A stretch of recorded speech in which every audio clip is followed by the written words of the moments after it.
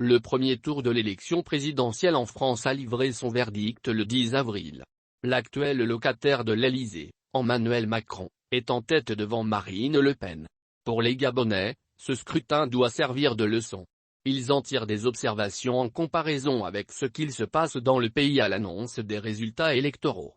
Les résultats du premier tour de l'élection présidentielle en France, un scrutin très suivi par les Gabonais, ont été annoncés le 10 avril, quelques heures après la clôture du scrutin.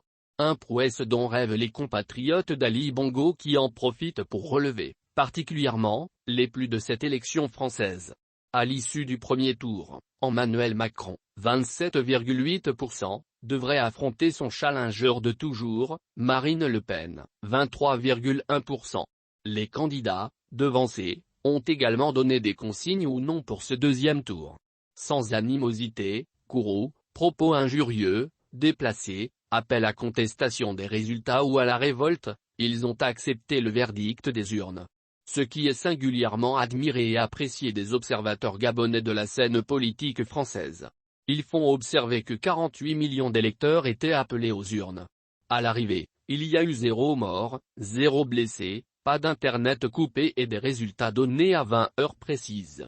Au-delà de ce premier constat, toute chose qui prouve et témoigne de la vivacité d'une démocratie et de la grandeur d'esprit des femmes et des hommes qui la font, mais aussi du peuple qui contribue massivement au jeu électoral. D'autres rappellent qu'il n'y a pas eu de couvre-feu, ni de descente dans les rues, encore moins de bourrage des urnes, de cas de fraude, de vandalisme des magasins, supermarchés, de saccage des bureaux de vote, etc.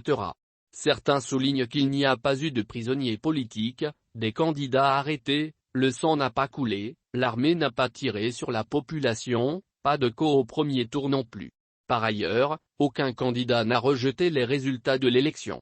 Mieux, elle a été organisée par le ministère de l'Intérieur et sans aucune commission électorale indépendante ou autonome.